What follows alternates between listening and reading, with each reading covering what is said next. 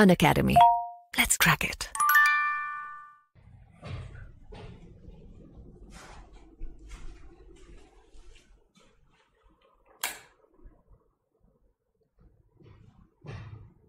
Hello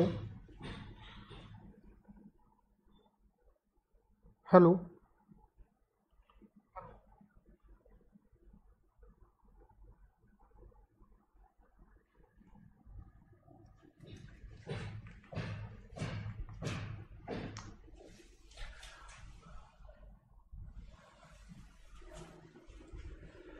नमस्कार दोस्तों, आपका बहुत बहुत स्वागत है यूपी पीसीएस के इस प्लेटफॉर्म पर, लेट्स क्रैक यूपी एग्ज़ाम के इस प्लेटफॉर्म पर।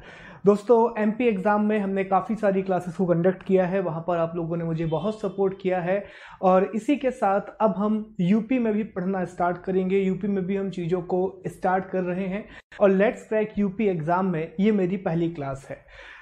यहाँ पर हम आधुनिक भारत का इतिहास पढ़ना प्रारंभ करेंगे, हम मॉडर्न हिस्ट्री पढ़ना स्टार्ट करेंगे। पर एक बात मैं आपको बता दूं कि यहाँ पर 5 या 6 क्लासेस ही होंगी, बाकी पूरी क्लासेस फ्री ऑफ कॉस्ट, बाकी पूरी classes free of cost available हैं। उसके लिए आपको अनअकैडमी ऐप को डाउनलोड करना है।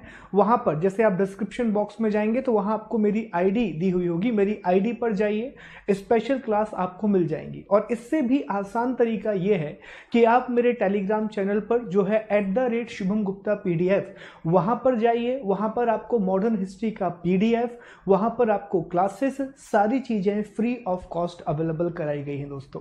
ठीक है, सो आगे बढ़ते हैं और शुरू करते हैं हमारी इस क्लास को, जो कि यूपी पीसीएस प्रीलिम्स या फिर दूसरे किसी भी एग्जाम के प्रीलिम्स के लिए आपको बहुत मददगार होगी, बहुत ज़्यादा हेल्पफुल आपके लिए होगी। तो हमारे कोर्स का नाम है कंप्लीट हिस्ट्री, हमारे कोर्स का नाम है कंप्लीट हिस्ट्री, जहां हम सभी प्रतियोगी परीक्षाओं की बात कर रहे हैं। लेकिन चूंकि हम लेट्स क्रैक यूपी एग्जाम पर हैं, तो अगर यूपी पीसीएस की हम बात करें तो यूपी पीसीएस में जो 2020 का प्री रहेगा उसमें यूनिट 2 में आपको ये देखने के लिए मिलेगा। यूनिट 2 जो है, जब आप यूनिट 2 की पढ़ाई करेंगे तो यूनिट 2 में आपको दिया गया है इंडियन हिस्ट्री। ठीक है, अगर हम यूपी पीसीएस के प्रीलिम्स का सिलेबस देखें तो वहां पर यूनिट 2 में हमको हिस्ट्री मेंशन किया गया है। तो ये जो कंप्लीट हिस्ट्री का कोर्स है, ये पूरा कोर्स होगा, फ्री ऑफ कॉस्ट रहेगा सारी चीजें। हालांकि उसके लिए आपको मेरे टेलीग्राम चैनल पर जाना पड़ेगा, so please go to my Telegram channel @शुभम गुप्ता PDF, जहां पर आपको इसकी पूरी की पूरी इंफॉर्मेशन मिल जाएगी। ओके, फ्री ऑफ कॉस्ट पूरे लेक्चर यहां पर रहेंगे। सो यूपी पीसीएस प्रीलिम्स के यूनिट 2 में आपको ये सिलेबस देखने के लिए मिलता है। आगे हम बढ़ें तो अगर हम सिलेबस की बात करें, अगर हम इतिहास के सिलेबस की बात करें, हम बात करें सब सिलेबस जो पीसीएस में दिया हुआ है, उस सिलेबस को अगर आप देखें तो यहाँ पर यूनिट 2 में आप जाएंगे, इकाई 2 में आप जाएंगे और यहाँ आपको देखने मिलेगा भारत का इतिहास, भारतीय राष्ट्रीय आंदोलन। और यहाँ पर दिया गया है इतिहास के अंतर्गत भारतीय इतिहास के सामाजिक, आर्थिक एवं राजनीतिक, सामाजिक, आर्थिक एवं राजनीतिक पक्षों की व्यापक जानकारी पर विशेष ध्यान देना होगा। और फिर लिखा हुआ है भारतीय राष्ट्रीय आंदोलन पर अभ्यर्थियों से, अब यहां पर पहला क्या गया, भारतीय राष्ट्रीय आंदोलन पर अभ्यर्थियों से स्वतंत्रता आंदोलन की प्रकृति तथा विशेषता, राष्ट्रवाद का अभ्युदय तथा स्वतंत्रता प्राप्ति के बारे में सामान्य जानकारी अपेक्षित है। इंग्लिश में बात कर लेते हैं, ये कोर्स बाइलिंगुअल है। Indian history, ancient, medieval, modern, clearly यहां पर लिखा हुआ है एंशिएंट, मिडिवल, मॉडर्न, तीनों चीजें हमें कवर करना है। In history emphasis should be on broad understanding of the social, economic and political aspect of Indian history. ठीक है, एक पहला चॉइस हो गया। In the Indian national movement, ये दूसरा चीज हो गया, Indian national movement, in the Indian national movement the candidates are expected to have synoptic view of the nature and the characteristic of the freedom movement, growth of the nationalism and attainment of the independence। तो ये हमारे syllabus में दिया गया है। अगर हम UP PCS के सिलेबस की बात करें तो वहां भी हमें तीनों इतिहास को पढ़ना है, वहां हमें प्राचीन, मध्यकालीन और आधुनिक तीनों इतिहास का अध्ययन करना है, एंशिएंट, मिडिवल और मॉडर्न। लेकिन कुछ बातें हमें यहाँ बताई गई हैं, कुछ जगह पर हमारा ध्यान उन्होंने आकर्षित किया है। कि जब हम इतिहास पढ़ेंगे तो हमें उसके सोशल एस्पेक्ट को पढ़ना है कि किस प्रकार से समाज में परिवर्तन आए, सामाजिक व्यवस्थाएं किस प्रकार की थी, समाज में किस प्रकार के वर्गों का विभाजन किया गया था। जैसे आप वैदिक एज पढ़ते हैं तो वैदिक एज में आपको सभा, समिति, ये सारी चीजें देखने के लिए मिलती हैं, आपको वर्ण व्यवस्था देखने के लिए मिलती है। साउथ इंडिया आप जाते हैं तो समाज का विभाजन अलग रूप से आपको देखने के लिए मिलता है। सभा समिति उसमें नहीं आएगा, उसमें वर्ण आएगा। फिर जब हम अर्थव्यवस्था की बात करते हैं तो आर्थिक व्यवस्था में जब हम मौर्य काल में देखते हैं तो वहां पर हमें देखने के लिए मिलता है कि अर्थव्यवस्था के कामों को बहुत जरूरी बताया गया था, इकोनॉमी के लिए कौन से डिपार्टमेंट बनाए गए थे। जब हम मध्यकालीन भारत में आते हैं तो हमें बहुत सारे डिपार्टमेंट देखने के लिए मिलते हैं जो इकोनॉमी से डील करते हैं। ओके, फिर यहीं पर हम बात करें पॉलिटिकल, तो पॉलिटिकल का मतलब होता है कि पॉलिटिकल वोकैबुलरी किस प्रकार से यूज होगी। जैसे अष्टप्रधान हो गए, जब हम राष्ट्र शिवाजी की बात करते हैं तो अष्टप्रधान को हम पढ़ते हैं। वहीं हम सप्त सिद्धांत को पढ़ते हैं, सप्तांग थ्योरी को पढ़ते हैं जब हम कौटिल्य की बात करते हैं। तो ये चीज हमें यहाँ पर देखनी है। तो एक बात याद रखना, जब हम प्रीलिम्स की तैयारी करते हैं तो सोशल, इकोनॉमिक और पॉलिटिकल के दो मीनिंग हैं। एक मीनिंग इसमें निकल के आएगा घटनाएं, एक मीनिंग इसमें निकल के आएगा घटनाएं कि कौन कौन सी मेजर घटनाएं हुई हैं। और ईयर वगैरह नहीं पूछे जाते, ईयर वगैरह बहुत कम है। अगर आप यूपीपीसीएस के पुराने पेपर उठा करके देखें तो ईयर बहुत बड़ी संख्या में नहीं पूछे जाएंगे, हमेशा आपसे घटनाओं की बात की जाती है।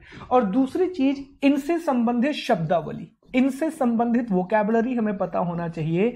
इनसे संबंधित जो भी वर्ड्स हैं, जो ग्लॉसरी हम बोल सकते हैं, वो हमको पता होना चाहिए, क्योंकि बहुत सारे सवाल आपको ग्लॉसरी पर ही देखने के लिए मिलेंगे। अष्टप्रधान के बारे में सवाल आए हुए हैं तो यहां से इस प्रकार के प्रश्न आएंगे। दूसरा हमें दिया गया है भारतीय राष्ट्रीय आंदोलन, इंडियन नेशनल मूवमेंट। तो आप जानते हैं कि इंडियन नेशनल मूवमेंट 1885 से स्टार्ट होकर के 1947 तक चलता है। तो ये पूरा जो इतिहास है, जो उसको हम बोलते हैं लेटर मॉडर्न हिस्ट्री वाला पार्ट ये कहलाता है। तो इस वाले पार्ट में हमको पूरे आधुनिक भारत का अध्ययन करना है और खास तौर पर हमें एम्फेसिस देना है भारतीय राष्ट्रीय आंदोलन पर, इंडियन नेशनल मूवमेंट पर। ओके, इसके बाद कुछ बातें राष्ट्रवाद के बारे में पूछेगा। अच्छा, राष्ट्रवाद का यहां पर जो मतलब पूछा जाएगा दोस्तों, वो आपका इंडिपेंडेंस टाइम के नेशनलिज्म के बारे में बात की जाएगी। जब हम भारतीय राष्ट्रीय आंदोलन को पढ़ते हैं तो वहां हम वामपंथ, उग्रपंथ, उग्रवाद वगैरह के बारे में पढ़ते हैं, ठीक है, नरम दल, गरम दल के बारे में पढ़ते हैं। तो वहीं ये चीजें निकल के आती हैं कि नेशनलिज्म इंडिया में किस प्रकार से रीड हुआ है। जैसे कि आप वीर सावरकर की बात करें, वहां भी आपको नेशनलिज्म देखने के लिए मिलता है। तो राष्ट्रवाद किस प्रकार से यहां पर आगे बढ़ा है, इस चीज को, तो यहां पर कुछ तथ्यों को हमें ध्यान में रखना होगा। तो ब्रॉडली हम देखें तो इतने टॉपिक को हमें कवर करना है कि हम एंशिएंट पढ़ेंगे, मिडिवल पढ़ेंगे, मॉडर्न पढ़ेंगे, उसमें सोशल, इकोनॉमिक और पॉलिटिकल व्यूज की हम बात करेंगे, भारतीय राष्ट्रीय आंदोलन की बात करेंगे, स्वतंत्रता आंदोलन की प्रकृति और राष्ट्रवाद की हम बात करेंगे।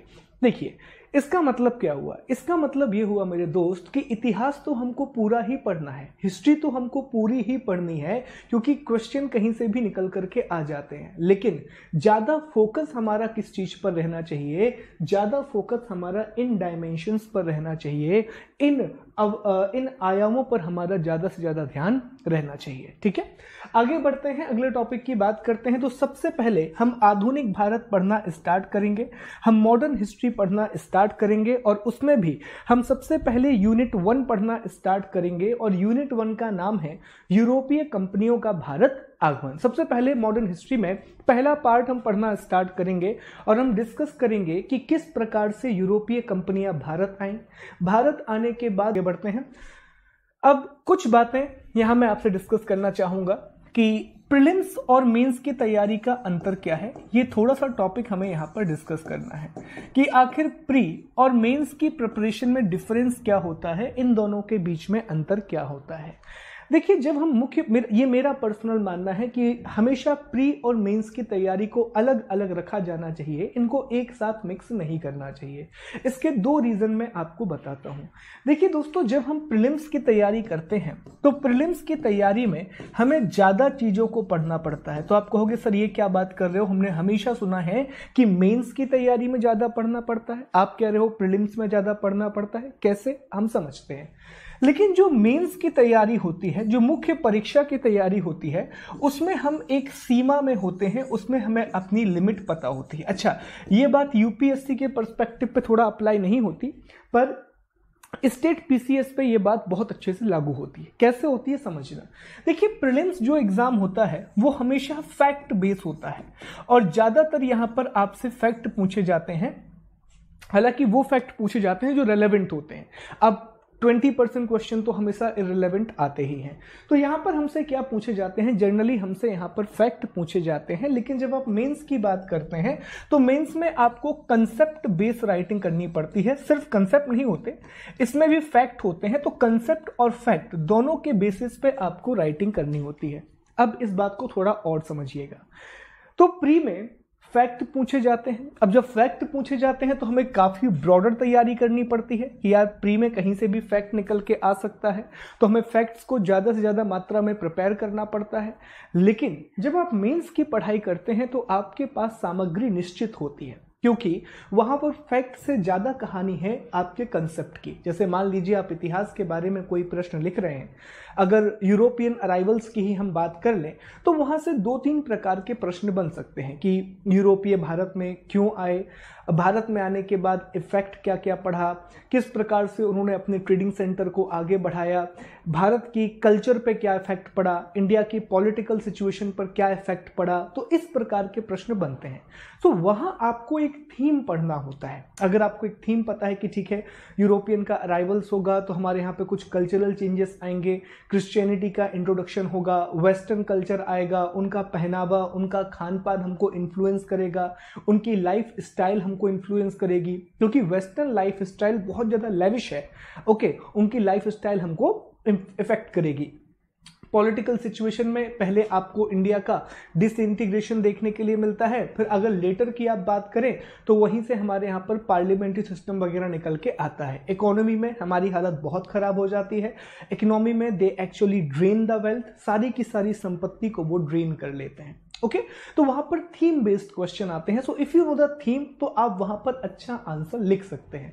पर प्रीलिम्स में आपका फोकस होता है कि ज्यादा मात्रा में आप फैक्ट को पढ़ें। इसीलिए मैं कहता हूं कि जब मैं इतिहास जो यहां आपको पढ़ा रहा हूं ये बहुत प्रीलिम्स बेस होगा। हालांकि इसमें भी कंसेप्ट होंगे, लेकिन ये आपको प्रीलिम्स में ज्यादा मदद करेगा। मेंस में मैं आपको इतनी सारी चीजें नहीं पढ़ाऊंगा, मेंस में मैं आपको कम पढ़ाऊंगा और वहां पर बहुत थोड़ी जानकारी देते हुए मैं आपको आगे बढ़ जाऊंगा। वहां मेरा फोकस रहेगा कि आपके दिमाग में एक कंसेप्ट बिल्ड हो, आपके दिमाग में एक थीम बन जाए कि यार चलो इस प्रकार से चीजें आगे बढ़ती हैं, अगर कोई व्यक्ति यहां पर आएगा तो इस प्रकार से हम चीजों को आगे बढ़ाएंगे।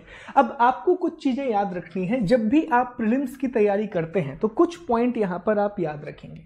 जैसे पहला पॉइंट है मेक क्लियर पाथ। ये बहुत बहुत जरूरी चीज है दोस्तों। जब भी हम प्रीलिम्स की तैयारी करते हैं या मेंस की भी तैयारी करते हैं, ये बहुत जरूरी है कि आप एक सीधे रास्ते पर चलें। सीधे रास्ते पर चलने का मतलब होता है कि अगर आपने डिसाइड किया है कि मुझे यूपी पीसीएस की तैयारी करनी है तो यार आपके दिमाग में कुछ चीजें क्लियर होनी चाहिए कि now I will prepare for it. एक बार डिसाइड किया है तो हम पूरी तैयारी अच्छे से करेंगे। और क्लियर पाथ का मतलब ये होता है कि आपके दिमाग में कुछ चीजें क्लियर होनी चाहिए। क्या क्या क्लियर होना चाहिए? सबसे पहले प्रीवियस ईयर क्वेश्चन, उससे भी पहले सिलेबस ले लेते हैं। सबसे पहले आपके दिमाग में सिलेबस क्लियर होना चाहिए, पाठ्यक्रम क्लियर होना चाहिए कि पाठ्यक्रम में क्या पूछा जा रहा है। सिलेबस को समझते आना चाहिए और सिलेबस कभी भी आपको अकेले समझ में नहीं आएगा। सिलेबस को आपको जोड़ना पड़ेगा प्रीवियस ईयर क्वेश्चन के साथ, पिछले वर्षों के प्रश्नों के साथ। इन दोनों को अच्छे तरीके से एनालाइज कीजिए, इन दोनों को अच्छे तरीके से एनालाइज कीजिए और एनालाइज करने के बाद अपनी स्ट्रेटेजी को बनाइए कि मेरे एग्जाम में कितने डेप्थ तक के क्वेश्चन आ रहे हैं, ठीक है, किस प्रकार के प्रश्न आ रहे हैं और मुझे कहां से पढ़ना चाहिए। ठीक है, दूसरी बात यहीं पर मैं आपको बता दूं, जो प्रीलिम्स एग्जामिनेशन होता है वो हमेशा 70-30 के रेशियो में प्रिपेयर करना है आपको। Always prepare in a 70-30 ratio. ठीक है, मैं लोग 80 कहते हैं, मैं आपसे 70-30 कह रहा हूँ। 70-30 का मतलब दोस्तों यहाँ पर ये होता है कि जब भी आप किसी भी फैक्चुअल एग्जामिनेशन को अटेम्प्ट करते हैं, चाहे वो यूपीएससी हो, यूपीएससी फिर भी कंसेप्चुअल हो जाता है बहुत ज़्यादा, लेकिन किसी भी स्टेट के प्रीलिम्स को आप अटेम्प्ट करते हैं, सो हमेशा आपको याद रखना है कि आप कभी भी 100 आउट ऑफ 100 क्वेश्चन को अटेम्प्ट नहीं कर सकते, ना आप, nobody can attempt 100 out of 100 question.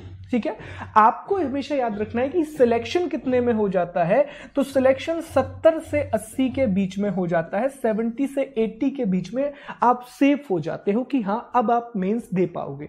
So always prepare for the 80%, क्योंकि क्या होता है, जब मैंने आपसे कहा कि प्रीवियस ईयर क्वेश्चन पढ़ो, तो आप प्रीवियस ईयर क्वेश्चन घर जाके पढ़ोगे।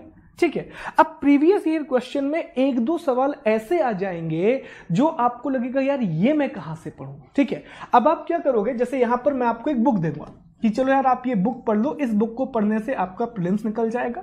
आपने वो बुक पढ़ी और आपने प्रीवियस ईयर क्वेश्चन को देखे, और इस किताब को पढ़ने के बाद ट्रस्ट कीजिए आपके 80% क्वेश्चन अटेम्प्ट होंगे। जैसे अभी जो मैं क्लास यहाँ पर पढ़ा रहा हूँ, तो इस क्लास को आप पूरा ध्यान से पढ़िएगा। मेरे टेलीग्राम चैनल पर जाइए, वहां पर पूरी क्लास का PDF दिया हुआ है, लिंक दी हुई है वीडियो की, वहां पर आप जाइए तो आप क्लास पढ़िएगा। ये मेरा आपसे वादा है कि 80 to 90% क्वेश्चन आप अटेम्प्ट कर पाएंगे।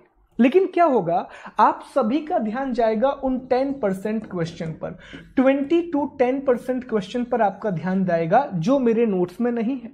जैसे वहां पर आया है द लीवेंट नाम की कंपनी क्या थी, तो ये कहीं नहीं मिलता मेरे दोस्त। तो अब आपका ध्यान यहां गया कि यार हमें तो ये 10 से 20% क्वेश्चन कवर करना है।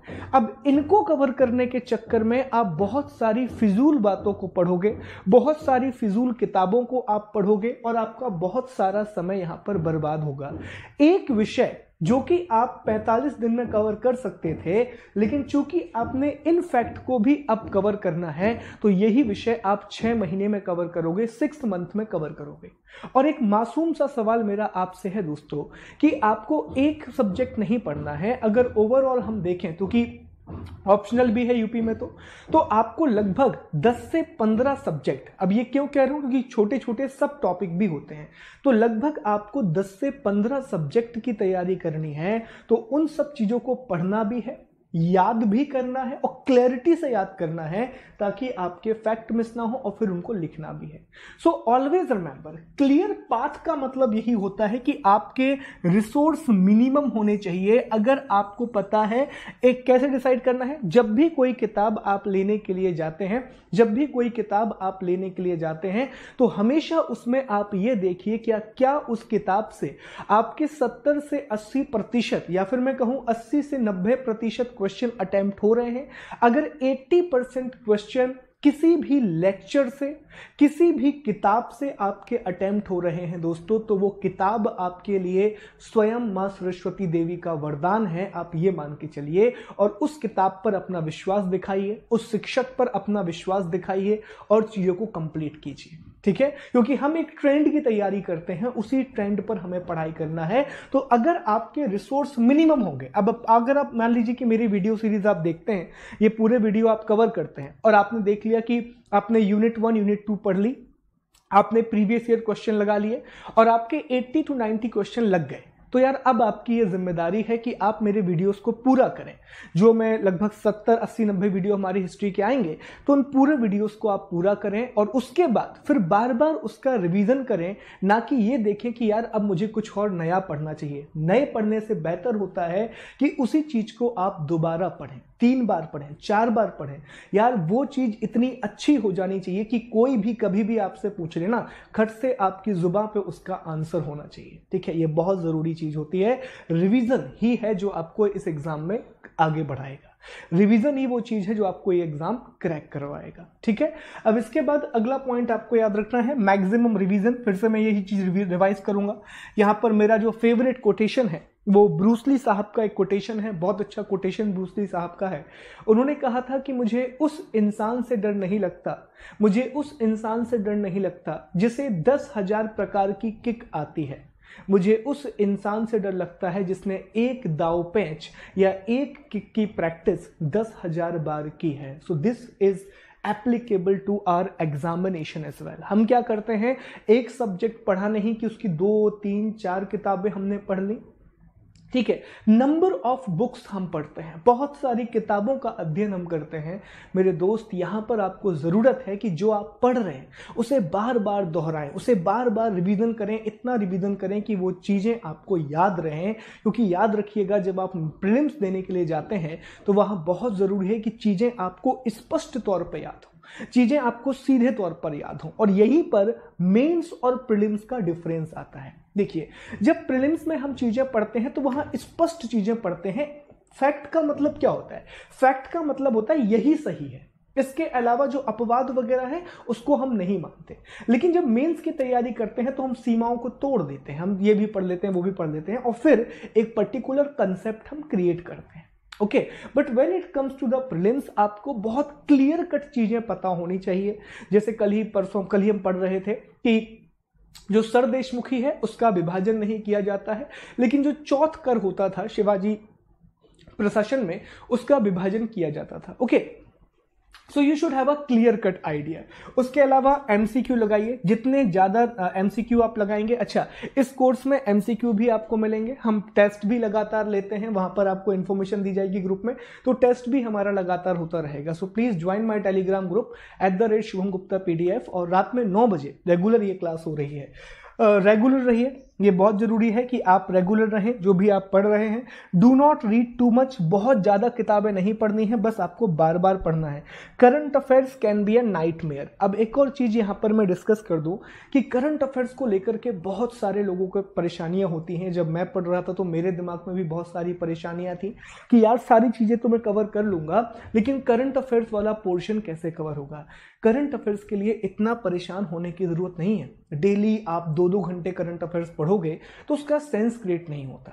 करंट अफेयर्स का मतलब है आप आराम से सुन लीजिए, पढ़ लीजिए, आगे बढ़ जाइए। जब एग्जाम का टाइम आता है, तो जब हम स्टेट की तैयारी करते हैं तो ट्रस्ट में 1-2 मैगजीन से आपका काम हो जाता है, जो आखिरी में आप पढ़ सकते हैं। हाँ, करंट में एक काम जो आपको करना है वो है संपादकीय पढ़िए, किसी भी एक अच्छे अखबार का। अगर आप इंग्लिश मीडियम से हैं तो हिंदू या इंडियन एक्सप्रेस का एक एडिटोरियल आप रोज पढ़िए, और अगर आप हिंदी मीडियम से हैं तो जनसत्ता या दैनिक जागरण का एडिटोरियल रोज पढ़िए।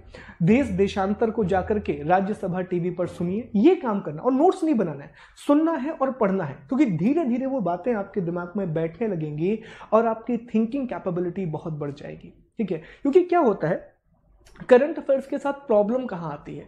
करंट अफेयर्स के साथ प्रॉब्लम यहां आती है जब हम उनको लिखना स्टार्ट करते हैं। अब आपने एक चीज डिसाइड कर ली कि जब भी मैं करंट पढ़ूंगा तो मैं लिखूंगा ही उसको। तो यहां पर एक समस्या क्या होती है कि आप 1 हफ्ते 2 हफ्ते तो इसे फॉलो करते हो, फिर क्या होता है बीच बीच में आपके दिमाग में आलस आता है, यार अभी मेरे पास कॉपी पेन नहीं है तो अभी मैं बाद में सुनूंगा। इससे बेहतर है पहले से ही स्टार्ट करो कि मुझे पढ़ना है। नमस्कार दोस्तों, आप सभी लोगों का बहुत बहुत स्वागत है अनअकैडमी के प्लेटफॉर्म अनअकैडमी अभियान पर। दोस्तों, अभी अनअकैडमी के सब्सक्रिप्शन पर 20% का डिस्काउंट मिल रहा है, जो 11 अक्टूबर से 14 अक्टूबर तक रहेगा। इसी समय अनअकैडमी पर फाउंडेशन और आइकॉनिक बैच शुरू हो रहे हैं। मेरा मिडिवल हिस्ट्री का कोर्स शुरू हुआ है और लगातार हम यूट्यूब पर भी इंडियन ज्योग्राफी पढ़ रहे हैं। तो अनअकैडमी का सब्सक्रिप्शन लेने के लिए अनअकैडमी ऐप को डाउनलोड करें। 20% डिस्काउंट का फायदा उठाने के लिए कूपन कोड में मेरा कोड SG Live लगाएं। Let's crack it.